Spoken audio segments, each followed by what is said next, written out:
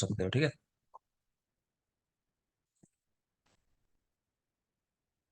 बोलना है, शांत नहीं रहना है, ठीक। देखते चलोगे। अच्छा, स्क्यू डेटा समझ गए ना, कि जहाँ पे डेटा जो है वो ठीक से नहीं है, हमारा जो डिस्ट्रीब्यूशन है डेटा का वो ठीक नहीं है, वो स्क्यू डेटा हो जाएगा। तो ये जनरली एक साइड में कहीं ज्यादा पॉपुलेशन दिखाई देगी, एक तरफ कुछ नहीं होगा। यहाँ देख पा रहे हो, दो ग्रुप टेस्ट करने हो तो अनपेयर टी टेस्ट है, विल्कोक्सन रैंक्स सम टेस्ट है, ये आपको बता दिया मैंने। पेयर टी टेस्ट अगेन, कि एक ही ग्रुप है। अनपेयर्ड दो ग्रुप है, उनमें कंपैरिजन चल रहा है। एनोवा टेस्ट होता है, फुल फॉर्म क्या होती है, बोलो एनोवा। Analysis of variation. ठीक है, तो analysis of variance, analysis of variance. आगे देखो, रिसर्च प्रोटोकॉल फॉर्मेट, तो ये तो नहीं पढ़ना आपको, इमरैड एक पढ़ाया होगा, इमरैड बोलो, बोलो क्या क्या चीज IMRAD. Introduction, method, result and discussion. बहुत अच्छा है, ठीक है। Introduction, method, results and discussion, ठीक है, तो वो होता है इमरैड। कंसोर्ट स्टेटमेंट है, इसको भी अगेन नहीं देखना ज्यादा, आप नाम लेकिन याद रखोगे, कंसोर्ट गाइडलाइन। माइक ऑफ कर लोगे। कंसोर्ट गाइडलाइंस, ठीक है, तो ये भी रिसर्च प्रोटोकॉल के लिए है, किस तरह फॉर्मेट जो है होना चाहिए पूरा वो। तो कंसोर्ट स्टेटमेंट होता है भी, तो इसको भी याद रखेंगे। आगे देखिए, ये है कुछ चीजों के लिए जो स्टैंडर्डाइजेशन की हम लोग बात करते हैं, एसओपीज हैं, तो उनकी बात करते हैं कि फिनिश प्रोडक्ट में क्या क्या चीजें होनी चाहिए। तो एक तो मैंने आपको बताया कि एक मेडिसिन है ऐसी, जिसके बारे में जनरली क्वेश्चन पूछते हैं कि कौन सी ऐसी मेडिसिन है जिसको उसके ऑर्गेनोलेप्टिक कैरेक्टर से पहचान लेते हैं, तो कौन सी है। संजीवनी बटी है ना, उसकी स्मेल जो आती है उससे उसको पहचान लेते हैं, मतलब जो क्वेश्चन पूछा जाता है जनरली, बाकी तो बहुत मेडिसिन होंगी ऐसी, जाहिर सी बात है। लेकिन उसकी स्मेल जो आती है, गोमूत्र की स्मेल आती है, उससे उसको पहचान लेते हैं, संजीवनी बटी, याद रखोगे। दूसरा, बाकी चीजों की अगर बात करें, अच्छा एक ये नाम आता है टीएलसी या एचपीटीएलसी। तो क्या होता है टीएलसी, नाम लिखा है थिन लेयर क्रोमेटोग्राफी, वर्ड याद रखना, थिन लेयर क्रोमेटोग्राफी। और देख लोगे, अवलेह, अवलेह में चलो स्टेबिलिटी लिखी है, शुगर देख लो, चलो ये पॉइंट एक जरूरी है कि शुगर परसेंटेज चेक करना चाहिए कितना है। तो वो किससे चेक करते हैं ना, शायद ये बात नहीं है हमारी। तो बेंडिक्ट सॉल्वेंट होता है, उससे चेक करते हैं, तो याद रखना यूरिन में भी जब आप चेक करते हो कि ग्लूकोज जा रहा है क्या, तो वो भी इससे चेक करते हैं, ठीक है, बेंडिक्ट सॉल्यूशन, तो ये नाम याद रखोगे किसके लिए होता है। तेल घृत कल्पनाएं हैं, इनमें रिफ्रैक्टिव इंडेक्स, ये जरूरी है, रिफ्रैक्टिव इंडेक्स के थ्रू चेक करते हैं प्रॉपर बने या नहीं, याद होना चाहिए। तेल घृत का रिफ्रैक्टिव इंडेक्स जरूरी है। आसवरिष्ट में अल्कोहल परसेंटेज, लेयर आपको बता दी है, पंकज में सबसे ऊपर प्रसन्ना, सबसे लास्ट में बक्का सुरभि रसार किरण, वो स्पेशली याद रखना, ठीक है। तो अल्कोहल परसेंटेज देखना है। ये क्वेश्चन पूछ लेता है कि आसवरिष्ट जो होते हैं इनकी एक्सपायरी कब होती है, ठीक है। तो वैसे तो देखो हमारी दवाइयां ऐसा है, आसवरिष्ट एक्सपायर नहीं होते, लेकिन आपसे अगर पूछा जाएगा आज के टाइम में, तो वो गाइडलाइंस बना दी हैं।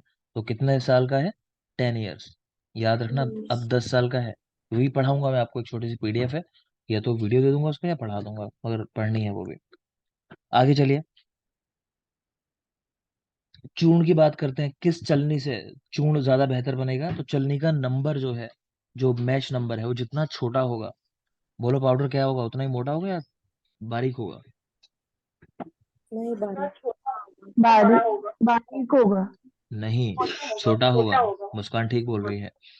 तो नंबर जितना ज्यादा बड़ा होगा, तो पाउडर उतना ही फाइन होगा, सिंपल सी बात यह है, ठीक है। इनवर्सली इनवर्सली प्रोपोर्शनल है, सिंपल सी बात यह है, ठीक है। पार्टिकल साइज, अभी पीछे बाबा रामदेव की दंत कांति पे भी काफी वो हुई थी बहस, क्या बहस हुई थी कि उनका जो पार्टिकल साइज था वो काफी बड़ा था, उनका जो टूथपेस्ट है उसका, तो वो की नुकसान पहुंचाता है एनिमल को हमारे। बॉडी का हार्डेस्ट सब्सटेंस बोलो कौन सा है। इनेमल। ठीक है, नेबल।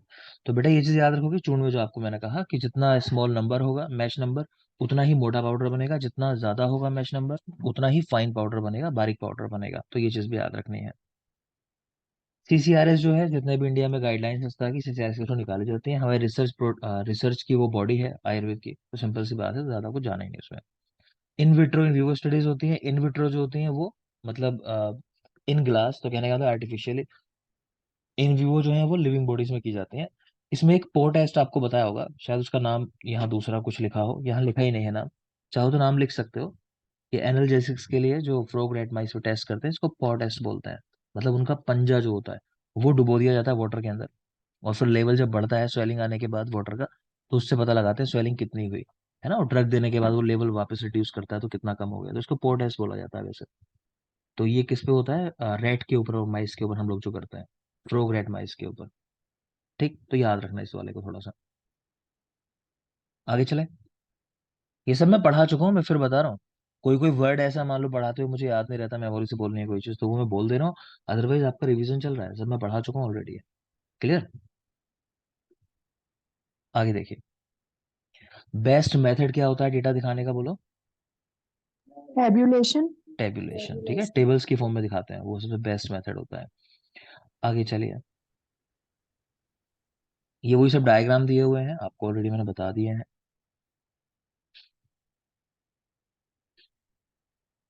ये वाला स्कैटर डॉट डायग्राम जो हमने बात की थी कि रिलेशनशिप दिखाने के लिए, कोरिलेशन क्या है वो बताने के लिए। बाकी बार डायग्राम तो नॉर्मल ही है। रिसर्च क्या होती है, रिसर्च इन्वेंशन या रिवैलिडेशन, बात याद रखना। नई चीज खोजना या पुरानी वाली को रिवैलिडेट करना, जो हम आयुर्वेद में करते हैं। एक टर्म है सेरेंडिपिटी, तो बाय चांस डिस्कवरी ना, luck favours those they who are with trained minds, है ना। तो आप ट्रेन्ड माइंड हो, तो जो कहते हैं ना अपॉर्चुनिटी लाइफ के अंदर मिली है, वो कब मिलती है, जब आप तैयार होते हो उस चीज के लिए। मान लो आपके सामने आयुर्वेद का पेपर आ जाए, आपको मिल जाए, मैं एक बात कह रहा हूँ, लोग ये होता है कि AIPHT का पेपर मिल गया किसी को, अब वो स्टूडेंट है लेकिन मान लो आर्ट्स का, तो उसे फायदा क्या है उस चीज से।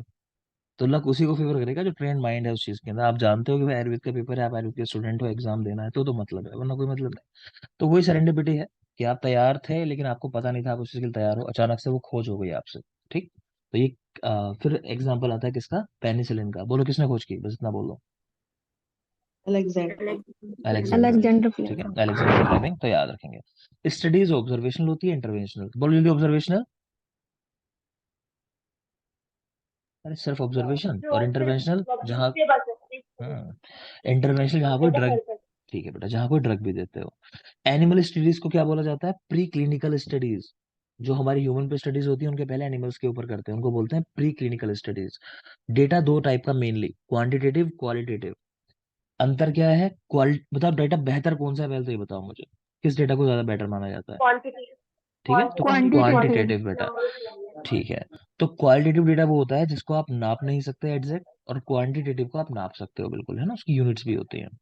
एथिक्स की बात कर लेते हैं। डिक्लेरेशन ऑफ हेलेंस की हम लोगों ने बात की थी, 1964 में आया था, जो वर्ल्ड वॉर के अंदर जो प्रिजनर्स थे उनके ऊपर स्टडीज की गई थी, बहुत क्रूर स्टडीज की गई थी।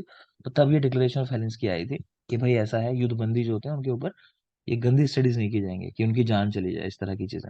ठीक है, तो ऐसी कुछ गाइडलाइंस है दुनिया में। ICH GCP, Indian GCP guidelines. ICH की फुल फॉर्म कौन बता रहा है। International conference international conference on harmonisation. अच्छी बात है, ठीक। तो इंटरनेशनल कॉन्फ्रेंस ऑन हार्मोनाइजेशन, तो वो है ICH। और GCP, good good clinical practice. ठीक है। प्रैक्टिस।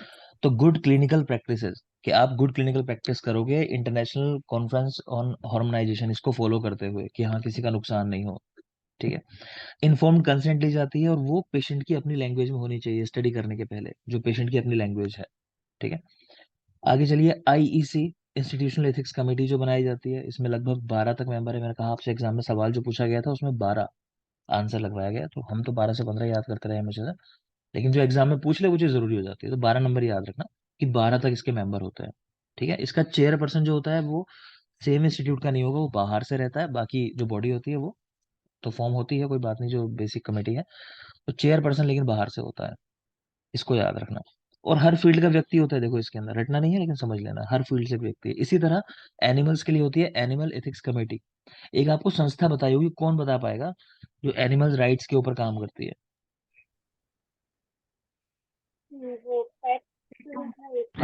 सर उसके चेयरपर्सन मेनका गांधी है शायद। हाँ चलो, है ना, मेनका गांधी जो है वो इससे जुड़ी हुई है मेनली। CPSTEA शायद ये ऐसी बोल ना, पूरा नाम देख लेना, आगे कहीं लिखा होगा आपके नोट्स के अंदर। CPSTEA फुल फॉर्म तो मैं भी याद नहीं कर पा रहा अभी, है किसी को याद, मैं ही याद रख लूं, काम चल जाए आप लोगों का तो। अगर काम चल जाता हो सबका कि सर याद कर लें सारी चीजें, तो ठीक है, मैं ही पढ़ लूँ बैठ के थोड़ा ज्यादा। मैं सच में पढ़ लूँ, मुझे पता चले ना तुम सबका सिलेक्शन हो जाएगा ज्यादा पढ़ने से, तो मैं पढ़ने लगूँ। मैं सोना बंद कर दूं रात में कि चलो ठीक है पढ़ लेते हैं, कोई सिलेक्शन की बात है। तो एनिमल एथिक्स कमेटी आप देख लेना, खैर जो भी है पूरा नाम इसका, पर गलत बात है आपको नहीं याद है तो। ठीक है। आगे है आपका रिसर्च प्रपोजल। तो वो कैसे जाना है, तो इमरेड मैंने आपको मेनली कहा, वो आप याद रखोगे, बाकी इसमें कुछ आपके खास नहीं है याद करने का। ईएमआर एक वर्ड आया है, ईएमआर, ये क्या होता है, एक्स्ट्रा म्यूरल रिसर्च, इस पे सवाल आ चुका है। ये रिसर्च क्या होती है कि आप संस्था से नहीं जुड़े हो डायरेक्टली, आप बाहर की कोई संस्था हो, आप रिसर्च करना चाहते हो आयुर्वेद के अंदर, तो उनके लिए ये प्रोजेक्ट होते हैं एक्स्ट्रा म्यूरल रिसर्च, याद रखना। अगेन इसमें भी कुछ खास ऐसा नहीं रटोगे, सीसीआरएस को भेजने प्रपोजल, क्योंकि ये हमारी रिसर्च बॉडी है, बार बार बात कर रहे हैं। कई ग्रुप्स हैं, कई फील्ड हैं जिनमें स्टडी की जाती है, आप देख लेना, अगेन नहीं बता रहा। कंसोर्ट गाइडलाइंस पीछे आपको पढ़ाया था, तो उसकी फुल फॉर्म लिखी हुई है यहाँ पे, ये याद होनी चाहिए। Consolidated standards of reporting trials, consolidated standards of reporting trials, तो ऐसे बनाया है। याद रखें, 25 आइटम की चेकलिस्ट है, तो आप इनको चेक देखो, चेकलिस्ट हमेशा जरूरी होती है जब बड़े बड़े काम किए जाते हैं ना, खासकर साइंटिफिक वर्क होते हैं या कोई मेजर गवर्नमेंट प्रोजेक्ट होते हैं, तो उनमें कुछ चेक पॉइंट्स बने होते हैं। जैसे अगर आपने पासपोर्ट के लिए अप्लाई किया होगा, कभी वहां भी देखा होगा, तो उसमें भी बड़े चेक पॉइंट्स होते हैं, वो हर चेक पॉइंट मतलब मीट करना चाहिए, मतलब होना चाहिए वो टिक, कि आपने ये काम कर लिया। कहीं भी दिक्कत है तो वो नहीं पास होगा, क्लियर। कुछ संस्थाओं के नाम है, ICMR, CDRI, CSIR, full form आपको याद होनी चाहिए। तो Indian council of medical research, central drug research institute, और council of scientific and industrial research आपको याद होनी चाहिए। रेफरेंसिंग के मेथड पे क्वेश्चन आ चुका है, तो दो मेथड है, एक ऑथर डेट, एक ब्रिटिश स्टैंडर्ड, इनके नाम एटलीस्ट पता होने चाहिए। तो ब्रिटिश स्टैंडर्ड को न्यूमेरिक भी बोलते हैं, ब्रिटिश स्टैंडर्ड या न्यूमेरिक स्टाइल, और ऑथर डेट स्टाइल को बोलते हैं हार्वर्ड स्टाइल, तो याद रखोगे। एमराइड देख लो, पढ़ लो, जिसने नहीं देखा था एमराइड क्या होता है। आरसीटी, रैंडमाइज क्लिनिकल ट्रायल्स, बहुत बहुत जरूरी है ये, बिल्कुल मतलब समझ लो कि आत्मा है रिसर्च की, ये चीज नहीं है तो फिर गलत है सब कुछ। तो रैंडमाइज क्लिनिकल ट्रायल्स, ठीक है। मोनोग्राफ बनाए जाते हैं हर्बल ड्रग्स के, कौन तैयार कराता है, डब्ल्यूएचओ गाइडलाइंस के अनुसार, गवर्नमेंट ऑफ इंडिया, ठीक है। तो इतना याद रखना। मोनोग्राफ होता क्या है बता दिया होगा, कि प्लांट्स का एक एक पार्ट जो है उसको बिल्कुल एक्सप्लोर करते हुए, सिर्फ एक ही प्लांट की नॉर्मली बात होगी एक मोनोग्राफ के अंदर, ठीक है। आगे प्लिम एक संस्था है, देख लेना आप, कोई खास नहीं। और चलो, टॉक्सिसिटी की स्टडीज होती हैं, तो कह रहे हैं जो एक्यूट टॉक्सिसिटी की स्टडीज होती हैं वो अप टू 2 वीक्स की जाती हैं, अप टू 2 वीक्स। तो इसमें कुछ टर्म्स आती हैं, तो LD50 बोलो, LD50 से क्या समझते हो। Ether dose 50। ठीक है, तो 50% मोर्टेलिटी जहाँ पे आती है ना, तो उसको बोलते हैं LD50, लीथल डोज 50। तो ये निकाली जाती है MTD, मैक्सिमम टोलरेटेड डोज, कितने टोलरेट कर सकता है कोई एनिमल। और NOEL ये भी पता होना चाहिए, नो ऑब्जर्वेबल इफेक्ट लेवल, ये शॉर्ट फॉर्म देके पूछ लेता है क्या है ये, कि जिसपे कोई भी इफेक्ट नहीं आ रहा बॉडी के अंदर, कि पीसीएम खाने बताई थी, डॉक्टर ने कहा कि एक एक गोली दिन में 4 बार खा लेना, और क्या किया आपने, उसका चूरा बना लिया और थोड़ी सी जो है 2 चुटकी ले ली, तो कोई आराम नहीं होने वाला, ठीक। तो 2 वीक की स्टडी है, इससे ज्यादा वाली जो है वो सब क्लिनिकल में, सब एक्यूट में आ जाती है, तो उसमें ज्यादा नहीं जाएंगे डिटेल में। 14 डेज आप बेसिक एक याद रखो नंबर, ठीक। आगे देखिए। अच्छा, एक चीज और है, कि जो क्रोनिक स्टडीज की जाती हैं, तो उनमें क्या है, 3 डोज है, ये याद रखना। 3 डोज पे टेस्ट करना है, एक जहां पे कोई इफेक्ट नहीं आ रहा, एक जहां पे टॉक्सिसिटी आ रही है, और एक बीच की ड्रग, ठीक है, ये याद रखना, नंबर 3 जरूरी है। आगे चलिए। अगेन फुल फॉर्म्स है, आपको बताया, क्वेश्चन पूछ चुका है, OECD गाइडलाइन 425-23 वाला, तो याद रखना। क्वेश्चन ये पूछा था, अप एंड डाउन प्रोसीजर कौन सा है इनमें से, तो OECD 425 गाइडलाइन जो है, हाँ बेटा, तो OECD 425 वो अप एंड डाउन प्रोसीजर है। नंबर याद रखने का तरीका बताया होगा, कि 23 छोटा नंबर है, 25 बड़ा नंबर है, तो जो अब वाला नंबर है उसमें up and down procedure word है, इस तरह याद रख सकते हो। 23 वाला नहीं है, 23 वाला है एक्यूट टॉक्सिक क्लास मेथड, उसमें डोज फिक्स है, उसी में चेक करते हैं, एक्यूट टॉक्सिक क्लास मेथड, ठीक है। प्री क्लिनिकल रिसर्च बात कर ली हमने, एनिमल्स पे या माइक्रो ऑर्गेनिज्म के ऊपर की जाती है। क्लिनिकल ट्रायल्स ह्यूमन पे किए जाते हैं, ठीक है। ड्रग कॉस्मेटिक एक कब आया था हमारा, तो 1940 में आया था, और 1956 में इसमें चेंजेस आए थे काफी। अभी जैसे कई लोगों में डाउट है नेक्स्ट एग्जाम के लिए, तो उसका भी लगे हाथ बोल देता हूँ, जो नेक्स्ट का एग्जाम होने वाला है वो बेटा इस बार से ही होगा, लोगों ने गलत इन्फॉर्मेशन दे रखी है, मैं देख रहा था अभी। तो ये 2020 में आ गया था, जो इसका एक्ट आ गया था, ठीक है, नेक्स्ट के लिए। 2020 तो अभी होना है ना। बहुत लोग कह रहे हैं कि नहीं 2023 में आया, नहीं 23-20 में नहीं आया, वो तो अमेंडमेंट चलते रहेंगे हमेशा, गाइडलाइंस चेंज होती रहेंगी थोड़ी बहुत। एक्ट 20 में आ गया तो इस बार होना है नेक्स्ट का एग्जाम, ठीक है। आगे देखो, तो schedule E, schedule H, schedule M, T, X, Y में मेनली कौन से याद रखना है? शेड्यूल ई जरूर याद कर लेना, पॉइजनस ड्रग्स के लिए होता है शेड्यूल ई, ठीक है। ओटीसी कोई पूछ ले, बोलो जल्दी से, ओटीसी कौन सी मेडिसिन है? Over the counter. Over the counter, ठीक है, विदाउट प्रिस्क्रिप्शन जो मिल सकते हैं, तो उनको ओटीसी बोलते हैं, वो याद रख लेना क्या होता है।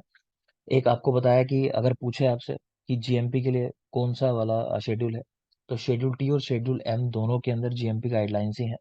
मतलब शेड्यूल एम में गाइडलाइंस है मेनली, और शेड्यूल टी में वो सर्टिफिकेशन है इसका, तो शेड्यूल टी इसका आंसर आप लगाओगे अगर एक पूछा जाए तो, ठीक है। बाकी इतना कुछ खास नहीं है। वाई नार्कोटिक ड्रग्स का है, एक्स माफ करें, और वाई जो है वो गाइडलाइंस है क्लिनिकल ट्रायल्स पे, वो कोई इतनी खास बात नहीं है। क्लिनिकल ट्रायल आ जाओ, बहुत जरूरी पार्ट है, हर चीज याद होनी चाहिए। तो 4 फेज है बताया, फेज 3 के बाद ड्रग मार्केट में आ जाती है, इस फेज 3 के बाद ड्रग मार्केट के अंदर आ जाती है, लॉन्च हो जाती है। तो फेज 1 20 से 80 लोगों पे करते हैं, वो बहुत कम पॉपुलेशन है, नंबर याद रखना है बिल्कुल। फेज 2 100 से 300 लोगों तक, फेज 3 1000 से 3000 लोगों पे, और फेज 4 तो पूरी पॉपुलेशन ओपन है, जितनों पे भी आप जितने भी लोग खा रहे हैं उसको। मेन क्या होता है इसके अंदर कि सेफ्टी और साइड इफेक्ट्स, ये दो चीजें निकालने के लिए जितना स्टेप आगे बढ़ते जाओगे आप रिसर्च में, उतना ही इनको और ज्यादा कंफर्म करते जाओगे। क्लियर है? दोनों वर्ड याद रखना, सेफ डोज और साइड इफेक्ट्स, ये पता लगाने के लिए। फेज 3 1000 से 3000 लोग हैं, जिसके बाद ड्रग मार्केट में आ जाती है, और उसके बाद की जो स्टडीज होती हैं फेज 4 की, वो पोस्ट मार्केटिंग ट्रायल्स होते हैं, मतलब बाद की स्टडीज होती हैं। नेक्स्ट देख लो, principles of a good design, तो रेप्लिकेशन आप कर सको, मतलब चीजों को बार बार रिपीट कर सको, रेंडमाइजेशन तो करना ही है, आरसीटी बात हुई थी हमारी, और लोकल कंट्रोल आपके पास हो, यानी कोई एक ड्रग होनी चाहिए जिससे आप कंपेयर करो।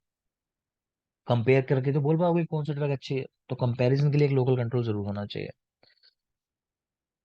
बात कर ली हमने ऑब्जर्वेशनल इंटरवेंशनल स्टडीज की। ऑब्जर्वेशनल में सिर्फ ऑब्जर्वेशन करते हो, देखते हो आप किसी कंडीशन को, उसके हिसाब से आप रिजल्ट तैयार करते हो अपना कि भाई ये चीज इस वजह से हो रही है।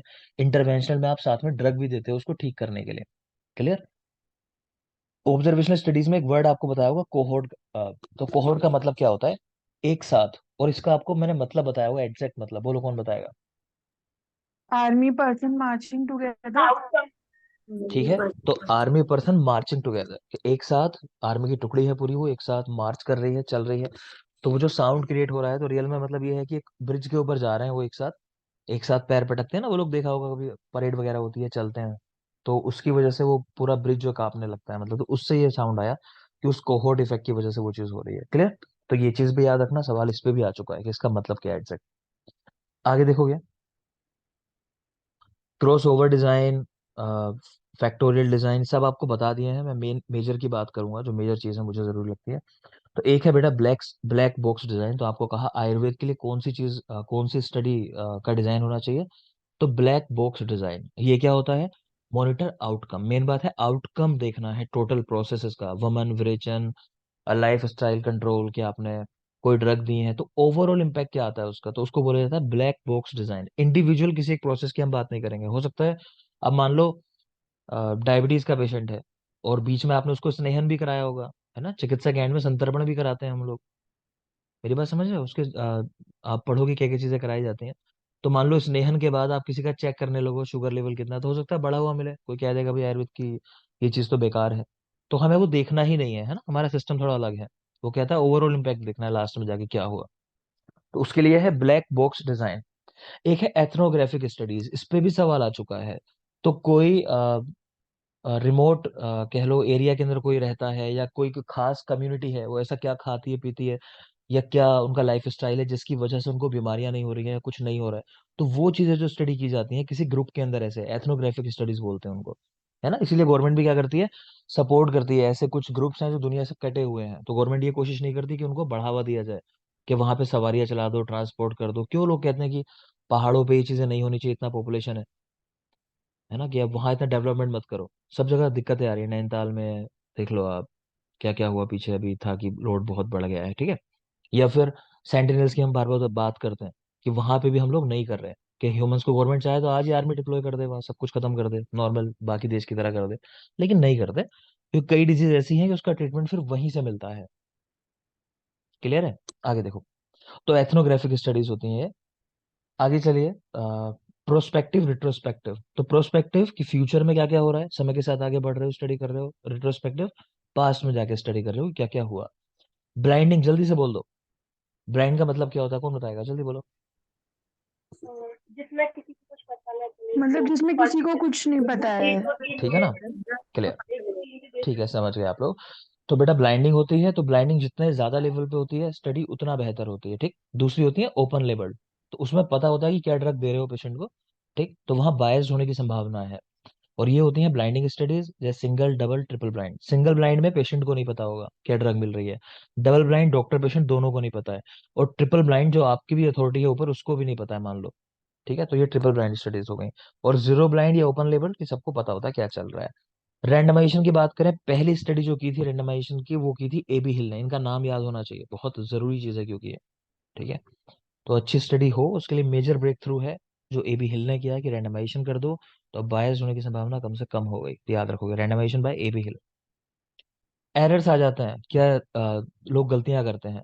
तो टाइप 1 टाइप 2, मेनली ये याद रखोगे, टाइप 1 को अल्फा एरर भी कहते हैं, टाइप 2 को बीटा एरर भी कहते हैं। तो अल्फा एरर क्या है, रिजेक्टिंग ट्रू नल हाइपोथेसिस। कि नल हाइपोथेसिस आपको पता है कि भाई ये लास्ट में रिजेक्ट हो जाए तो बढ़िया बात है, अब वो हो नहीं रही है, लेकिन आपने कर दी जबरदस्ती, ठीक है, तो आपने ये गलती की, तो वो क्या हो गई, टाइप 1 या अल्फा एरर। और टाइप 2 या बीटा एरर क्या है, कि नल हाइपोथेसिस को अब की बार आपको रिजेक्ट करना था, सब कुछ सही चल रहा था लेकिन आपने रिजेक्ट नहीं की, मान लो आपको नहीं आता इंटरप्रिटेट करना प्रॉपर, ठीक है। तो वो काम कर दिया जो आप चाहते थे, तो वो हो गया टाइप 1, ठीक है। वो काम कर दिया जो आप नहीं चाहते थे, तो टाइप 2, ऐसे समझ लो। आप यही चाहते थे ना नल हाइपोथेसिस रिजेक्ट हो जाए, तो आपने वो काम कर दिया, रिजेक्ट कर दिया जबरदस्ती, तो वो टाइप 1 या अल्फा एरर है। सिंपल सी बात ये है, आगे चलेंगे। फार्माकोविजिलेंस क्या होता है, तो आयुर्वेदिक ड्रग्स का कोई साइड इफेक्ट अगर आपको मिल रहा है, खासकर कोई नुकसानदायक साइड इफेक्ट, क्या एडवर्स इफेक्ट अगर मिल रहा है, दोनों में अंतर है पता है ना, side effect adverse effect. Side effect बेटा होता है कि साथ में कुछ और भी इफेक्ट मिल रहा है, ठीक है, तो वो होता है उसको बोलते हैं साइड इफेक्ट। तो कई सारी ऐसे ड्रग्स हैं कि कोई काम करती थी लेकिन देखा गया उनसे कुछ और काम भी हो रहा है, ठीक है। जैसे हर ड्रग करती है कुछ ना कुछ बॉडी में जाने के बाद, चाहे वो नुकसानदायक हो चाहे ना हो। अगर नुकसानदायक है तो वो एडवर्स इफेक्ट है, नहीं है तो वो साइड इफेक्ट है खाली। आगे देखो, तो ऐसा नहीं है आयुर्वेदिक ड्रग्स का कोई साइड इफेक्ट नहीं होता, तो होता है, तो उसी को हम फार्माकोविजिलेंस में रिपोर्ट करते हैं। इसका एपेक्स सेंटर कौन सा है ये बोल दो बस मुझे, आयुर्वेदिक फार्माकोविजिलेंस का एपेक्स सेंटर कौन सा है, अय्या अय्यर, अय्या ठीक जो है। जामनगर तो all India institute of Ayurveda, इसका जो इनिशिएशन हुआ था ओरिजिनली वैसे बीएचयू से हुआ था, उसके बाद जामनगर था जो इसकी बॉडी बनाई गई थी, और फाइनली आके वो काम जो किया वो अब अय्या कर रहा है। All India institute of Ayurveda, Sarita Vihar, Delhi में, यही पास में ही है, मतलब मेरे पास में, आपसे दूर ही होगा। आगे देखो, नेक्स्ट है सम इम्पोर्टेंट डेटाबेसेस। तो हमारा सारा डेटा जो आयुर्वेद का कहाँ कहाँ स्टोर होता है, तो कुछ आयुर्वेद क्या सभी फील्ड के रिसर्च के हैं यहाँ तो पबमेड है, मेडलर्स ऑनलाइन, स्कोपस, गूगल स्कॉलर, देख लेना। इंटेलेक्चुअल प्रॉपर्टी राइट्स होते हैं, तो ये आपके काम के लिए आपको राइट दिया जाता है कि आप ही कर सकते हो, कोई और नहीं कर सकता है। तो वीपो, world intellectual property organisation, WIPO, तो इंटरनेशनली इस चीज को संभालती है, ठीक है। इंडिया में भी पेटेंट ऑफिसेज हैं, चेन्नई, कोलकाता, न्यू दिल्ली और मुंबई, इन जगहों पे पेटेंट 20 साल के लिए देते हैं, जरूरी बात है, इस नंबर को याद रखना बिल्कुल।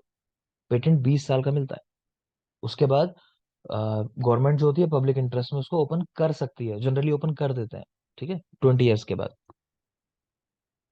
तो किस किस फील्ड में क्या चीज दी जाती है, IPR किस तरह का दिया जाता है। शार्क टैंक देखते होगे ना, उसमें बात करते हैं, किसी के पास IPR अगर होता है तो उसे बहुत ज्यादा वैल्यूएशन देते हैं, अच्छा तुम्हारे पास इसका IPR है, तो वो मतलब आपका स्पेसिफिक काम है, आप कोई उसको रिपीट नहीं कर सकता कहीं। तो पेटेंट देते हैं इंडस्ट्रीज में, जैसे ड्रग्स, केमिकल, ये सब के अंदर पेटेंट दिया जाता है ना, कि हमारे पास पेटेंट है। एक होता है कॉपीराइट, तो वो ऑथर के पास होता है, कि यूट्यूब पे आपने कुछ लगा दिया, उधर से कोई क्लेम कर देता है कि भाई हमारा सॉन्ग जो है लगा दिया बैकग्राउंड में, तो कॉपीराइट, ठीक। और एक होता है ट्रेडमार्क्स, ये क्वालिटी एश्योरेंस के लिए दिया जाता है, तो आपका हेलमेट ISI मार्क्ड होता है जैसे, तो उससे क्वालिटी का पता चलता है कि हाँ भाई चीज बेहतर है। एक मिनट बेटा बने रहोगे।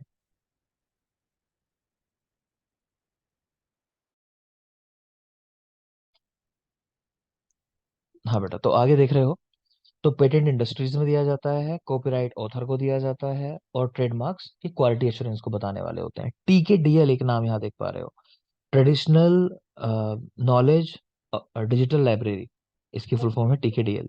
ठीक है, ये गाजियाबाद में है। और इसमें क्या है कि आयुर्वेद की जो भी इंफॉर्मेशन है वो सारी स्टोर्ड है डिफरेंट लैंग्वेजेस के अंदर, कि इंटरनेशनल लोग हमारी चीजें कॉपी ना करें, उनको पता रहे कि ये काम ऑलरेडी आयुर्वेद में हो चुका है। तो कौन कौन सी लैंग्वेजेस हैं वो, जापानीज, स्पेनिश, इंग्लिश, फ्रेंच और जर्मन। तो देख लेना, लैंग्वेजेस पता होनी चाहिए। हिंदी वाले तो वैसे ही जानते होंगे, तो उनके लिए नहीं रखा कुछ यहाँ। सेटअप ये 2001 में हुई थी, किस किसने, CSIR और आयुष। तो आयुष की जगह आपको बताया होगा मैंने, CCRS भी लिखा हुआ मिल जाता है, तो ऐसा नहीं कि वो गलत है, एक ही बात है। तो CSIR और आयुष, ठीक है, इन्होंने मिलके 2001 में इसका सेटअप किया। क्वालिटेटिव डाटा को एन्यूमरेटिव डेटा भी कहते हैं, और क्वांटिटेटिव को मेजरमेंट डेटा भी कहते हैं। क्वांटिटेटिव को मेजरमेंट, क्योंकि मेजर कर सकते हो, और क्वालिटेटिव को एन्यूमरेटिव भी कहते हैं, याद रखेंगे। सीरीज जो होती है वो डिस्क्रीट कॉन्टिन्यूअस होती है। तो डिस्क्रीट सीरीज के अंदर फ्रैक्शंस नहीं होते, मतलब दशमलव के बाद वाली वहां पे डिजिट्स नहीं होती। और कॉन्टिन्यूअस डेटा के अंदर सारा डेटा आ जाएगा, नाम ही कॉन्टिन्यूअस, तो जो दशमलव के बाद वाले नंबर है वो भी आ जाता है। तो देख लोगे इसको। प्राइमरी सेकेंडरी डेटा, प्राइमरी जो खुद डायरेक्टली आपने लिया, सेकेंडरी जो किसी सोर्स के थ्रू लिया। वेरिएबल्स वो चीजें जो बदलती रहती हैं। इनमें दो नाम देख पा रहे हो, डिपेंडेंट वेरिएबल और इंडिपेंडेंट वेरिएबल। तो इनके आपको पर्याय याद रखने हैं, वो जरूरी है। कुछ ट्रिक बनाई थी, क्या बनाई थी?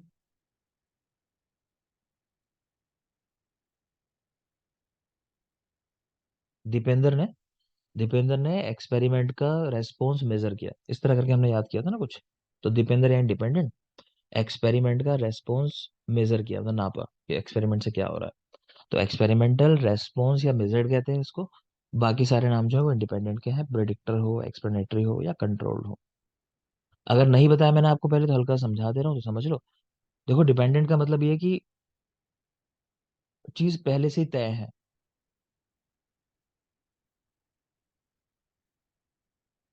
समझा देता हूँ, इस तरह से शायद मैंने बताया था आपको, वो समझाया होगा ना, आगे शायद बनी भी होगी, टेबल नहीं बने।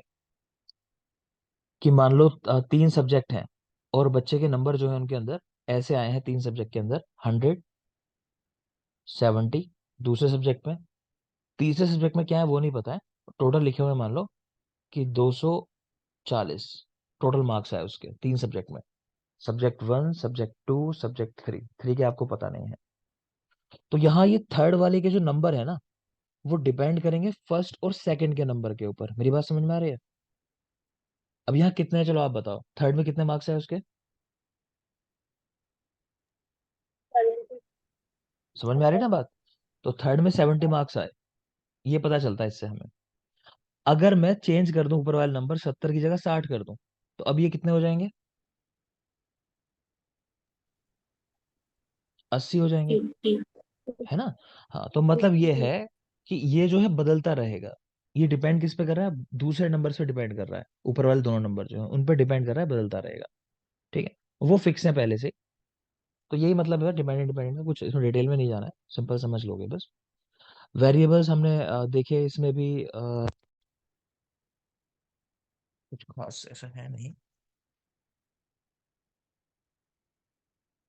तो ये नॉमिनल ऑर्डिनल कौन बताएगा, चलो बता दो बस मुझे, आपको समझ में आता है तो। नॉमिनल ऑर्डिनल से क्या समझते हो? नॉमिनल से क्या पता चलता है?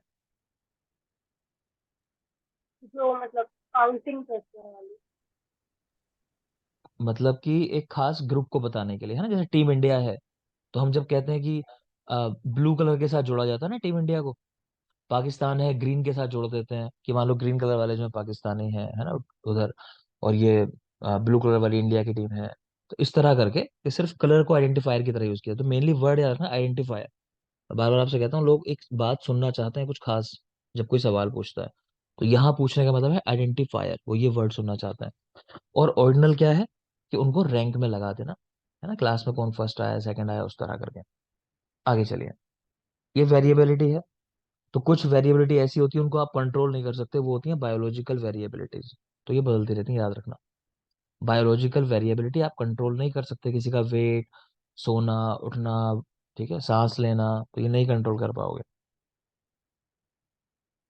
और आगे देखेंगे। प्रोबेबिलिटी, तो चीज के होने की संभावना। इसमें आपको एक ऑड रेशियो बताया था और ये दो फॉर्मूले कहे थे, देख लेना, P plus Q equals to 1। ठीक है, probability P F divide by N, ये सब बता दिया मैंने। अच्छा जल्दी से बोलो, ये क्या है? म्यूचुअली एक्सक्लूसिव इवेंट, इसका मतलब क्या होता है?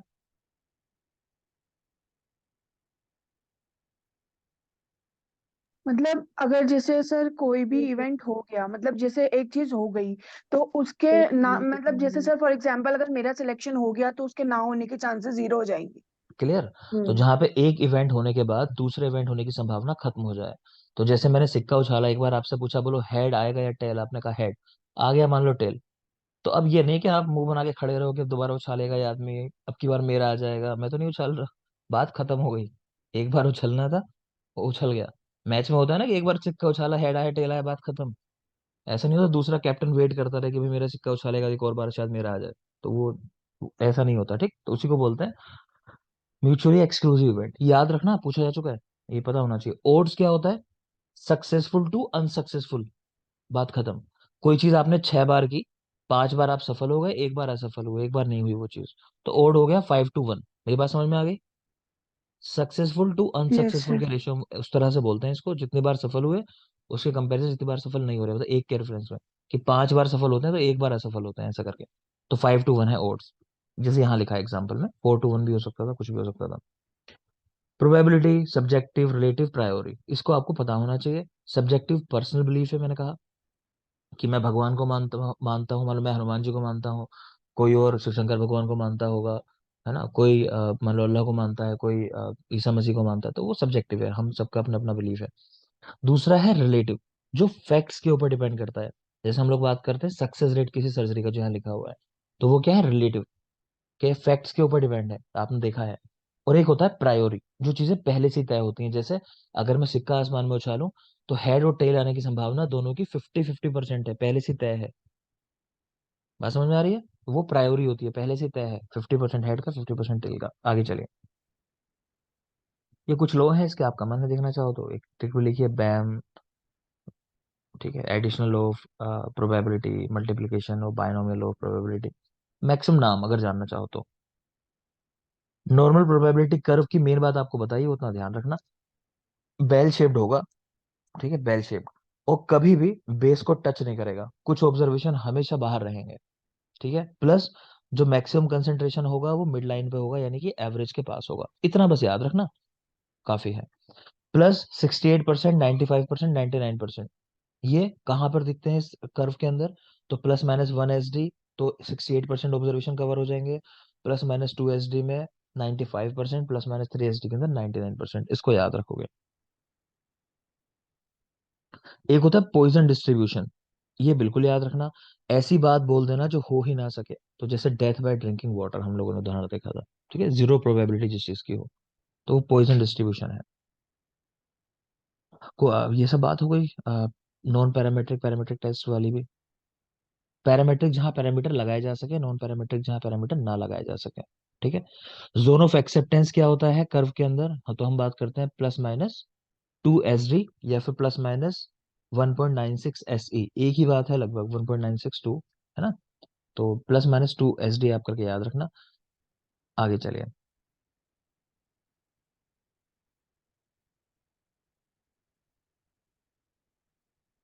ये सब बात हो गई। Less than 30, ANOVA test, analysis of variance, सब बातें हो गई हैं। नॉन पैरामेट्रिक टेस्ट में काई स्क्वायर टेस्ट आपको बताया, इसमें ट्रिक बताई गैप याद करने के लिए, goodness to fit, test of association, और टेस्ट ऑफ प्रोपोर्शन भी कहते हैं इसको, तीनों बातें याद रखना काई स्क्वायर टेस्ट के अंदर।